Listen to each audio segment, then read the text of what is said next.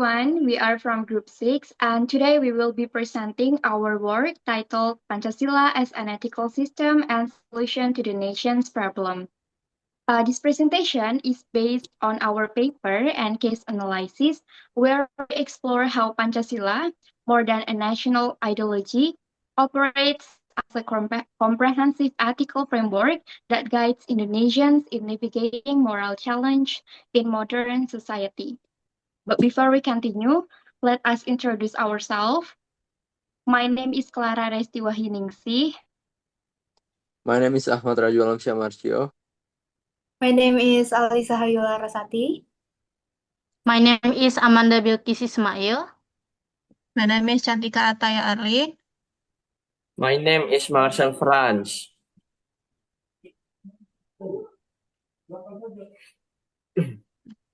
Okay, we begin by looking at the broader context.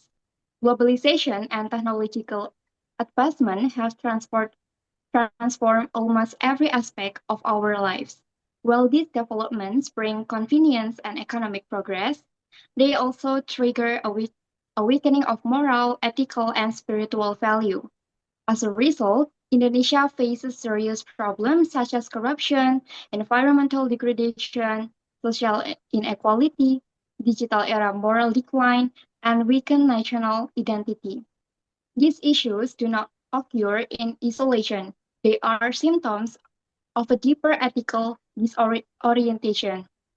This is why Pancasila remains extremely relevant. Its value system provides a foundation that balances modern progress with ethical integrity. Pancasila offers guidance not only for institutions or the government, but also for individuals as moral agents within society. In short, Pancasila is both the moral compass and the ethical stabilizer of the nation.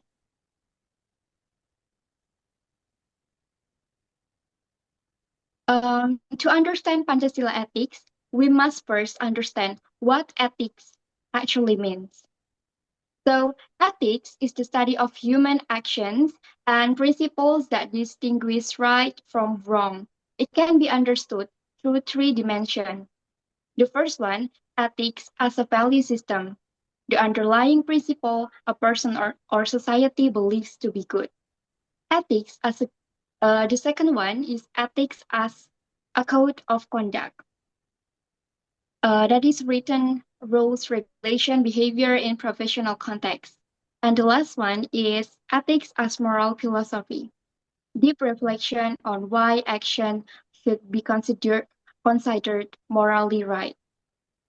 When integrated, ethics develops moral conscience, shapes character, and maintains order and harmony in society.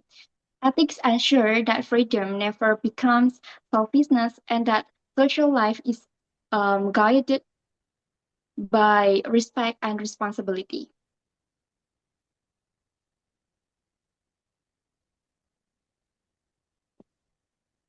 So we continue to Pancasila ethics as a value system. So Pancasila ethics is rooted in the 5 precepts, each containing profound philosophical and moral meaning. Spiritual consciousness from the first precept, human dignity from the second, unity and social harmony from the third, wisdom and collective decision-making from the fourth, and fairness and equity from the fifth. Together, these precepts from a holistic value system that guides human behavior in personal, professional, and public life. A key characteristic of Pancasila is its balance.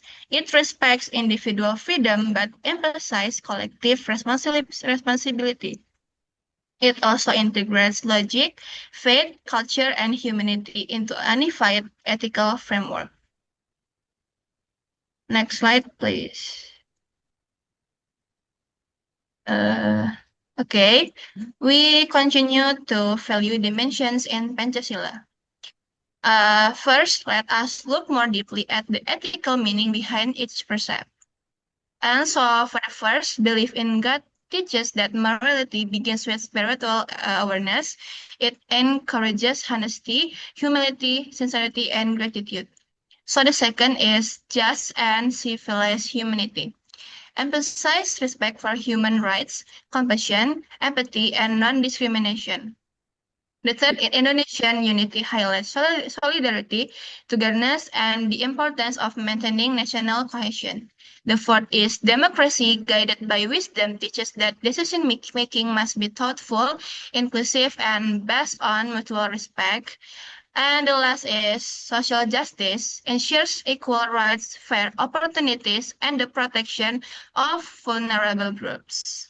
So, these five values create a moral structure that supports ethical actions at all levels of society. Okay, the next one, characteristics of Pancasila ethics. Pancasila ethics has several distinguishing features that make it unique and relevant. It is theocentric, humanistic, integrating faith in God with humanitarian values. It is inclusive and open, allowing dialogue between different religions, cultures, and ideologies.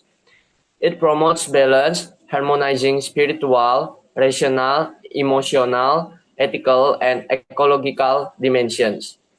It combines principles from virtue ethics, deontological ethics, and teleological ethics. These characteristics allow Pancasila to address both individual morality and collective social concerns. Okay, next please. Okay, Pancasila versus Western and religious ethics. When we compare Pancasila with other ethical traditions, there are several differences emerge. Western ethics often emphasize individual rights, rationality, and personal autonomy. Meanwhile, religious ethics focus on divine commandments and absolute moral rules. Pancasila stands between the two. It acknowledges rationality and human dignity like Western ethics, but also embraces spirituality like religious ethics. However, it differs from both because it emphasizes collectivism, social harmony, and cultural rootedness. This makes Pancasila universally relevant yet distinctly Indonesian. Okay, next.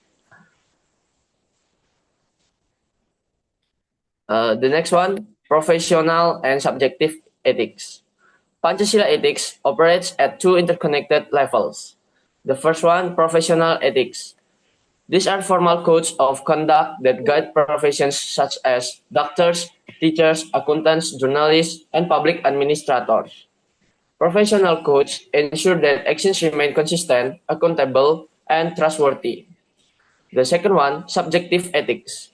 This refers to the personal moral compass, the conscience that guides individuals when no one is watching.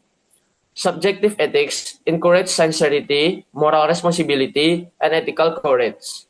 Pancasila supports the development of both, ensuring that professional actions reflect genuine moral integrity.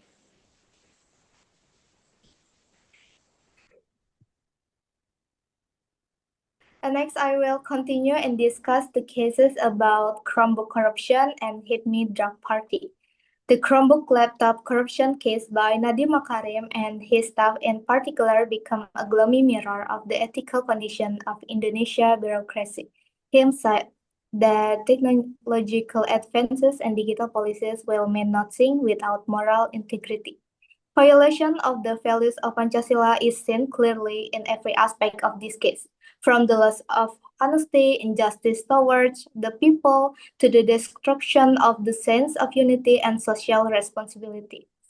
This case is an important lesson that corruption in the education sector is equivalent to robbing the future of the nation. And the only way to fix it is to uphold the values of Pancasila in its entirety in every aspect of national and state life. Next.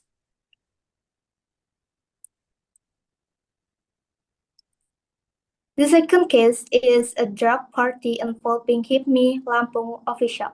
This incident demonstrates the moral decline of young leaders who should be role models of discipline, responsibility, and integrity. In this case, it is clear that these officials failed to exercise spiritual and moral self-control. Their action not only undermine their personal dignity, but also damage the image and credibility of the organization they represent. Public trust in HIPME was also undermined by the behavior of its own members. Furthermore, this bad behavior sets a very negative example for the younger generation and the wider community. Those who should be role models instead demonstrate action contrary to leadership values. This issue also creates the impression of unfair legal treatment. When law enforcement is inconsistent, the sense of justice in society is undermined. This case ultimately illustrates how moral decay in a leader can weaken the institution they lead and erode public trust in it.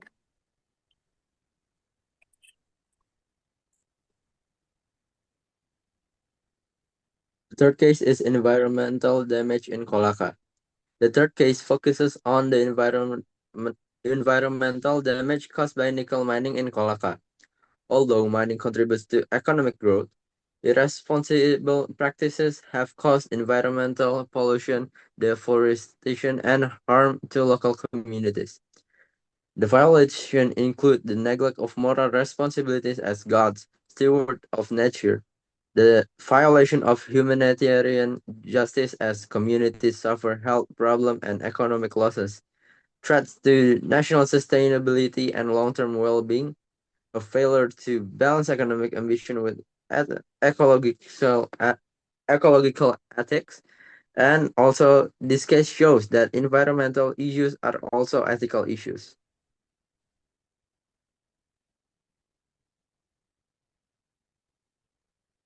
So Pancasila also provides solution for those cases that we mentioned before. For the first case, the solution is anti-corruption.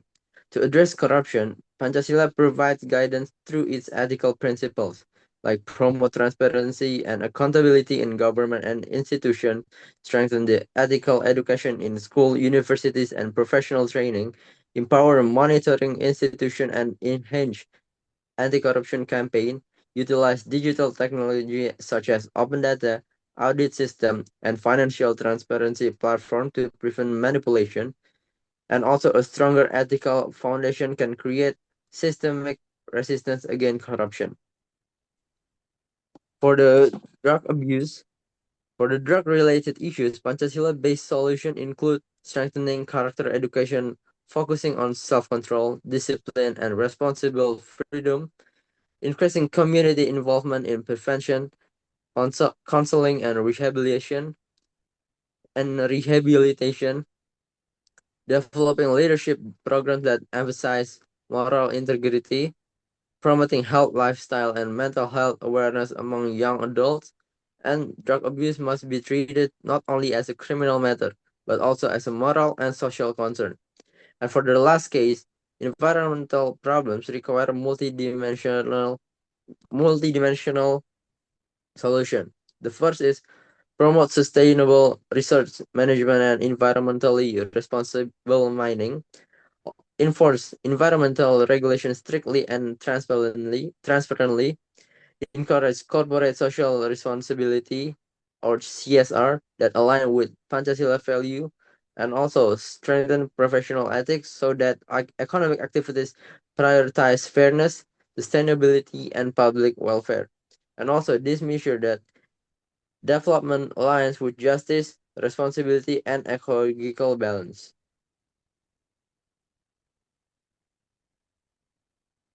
So the last one, we move to the conclusion from this presentation.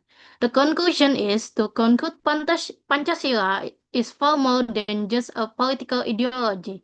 It is a comprehensive ethical system capable of guiding Indonesian moral development in the modern era. Pancasila help balance reason, consistent, and faith-enabled society to address corruption, drug abuse, environmental crisis, and other national problems. By internalizing its value in daily life, in institution, in education, and in leadership, Indonesia can move toward becoming a truly just, moral, and civilized nation. Maybe that's all from us, Group 6. Thank you for your attention. We will end. Wassalamualaikum warahmatullahi wabarakatuh.